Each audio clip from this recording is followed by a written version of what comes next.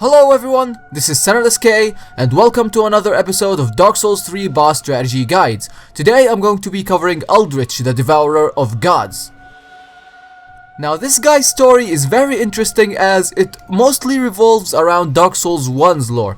Now the story of this guy basically is that he, in some way or form, he has devoured Gwendolyn, Nito, and possibly Priscilla. Those are all characters and important characters in Dark Souls 1. And once he has devoured all of these, he became this abomination. Now I've seen many people having huge problems with this guy. The only problem with him is that his attacks hit very hard, but once you know how to avoid them perfectly, which is what I'm going to be showing you in this guide, it will be much easier for you. So without further ado, let's get going with the guide. Now I recommend as much as health, magic resistance, and stamina that you can have in this fight.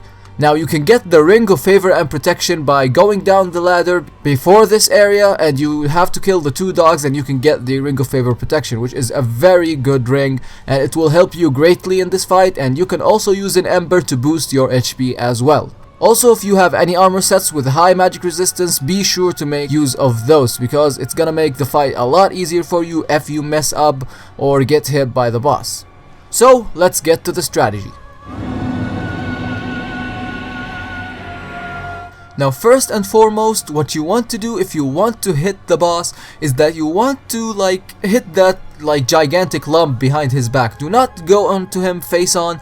Try to stay as much as back on him as possible and try to hit that big lump on behind, because when he does the teleportation attack, he actually does an AoE attack and you can keep hitting him and keep hitting that lump when he is teleporting, and that will make you do more damage for him and it is more punishing for him as well. Now one of the first moves that you are going to be seeing are the blue orbs that are flying in the air, and he has an attack where he launches those as well. Now what you need to do is, if he launches them, you will need to just sprint behind his back and they will hit the ground, and when they are already in the air it's not a huge problem, but these are a huge problem in phase 2 because make sure of that when he teleports he leaves these behind, and when he appears on the other side these are going to attack you. So what you do is just sprint, either roll or just go to the left or to the right, try to swirl between them and they will not hit you, it's guaranteed.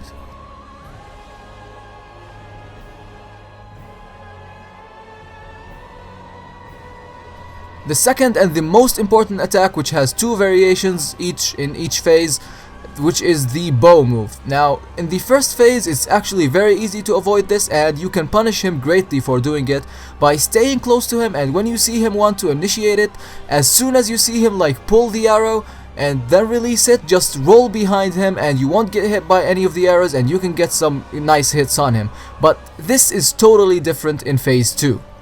Now in phase 2 what you need to do is get as far away from him as possible and then start sprinting.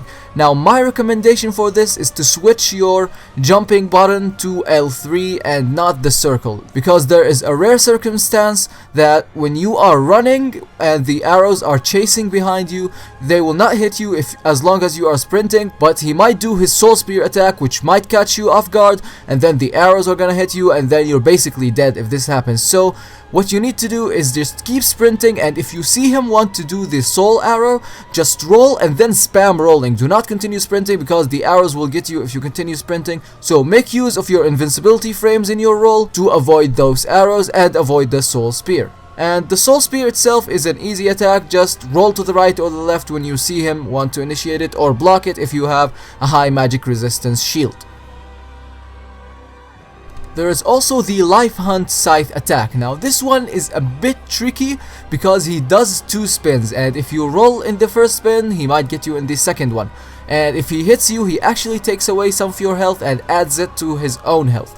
So what you need to do is be close to him and roll at the last millisecond when he wants to hit his first swipe, and roll behind him, because when you roll behind him you will avoid the first swipe and the second swipe isn't going to reach you if you are behind him, as you can see on the screen. So this is the way that you want to avoid this, and this might be a frustrating move because he might have only one hit left and then Like, he hits you with this and his health regenerates, and you will have to hit him again and again.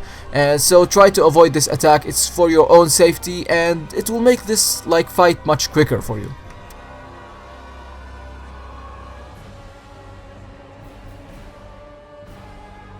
Now keep doing as I said, and keep hitting his lump from behind until you triumph over this boss. So I hope you all enjoyed this video. If you enjoyed, please like and share this video with your friends, and consider subscribing for my channel for more Dark Souls 3 content. So I guess I'll see you later. Bye.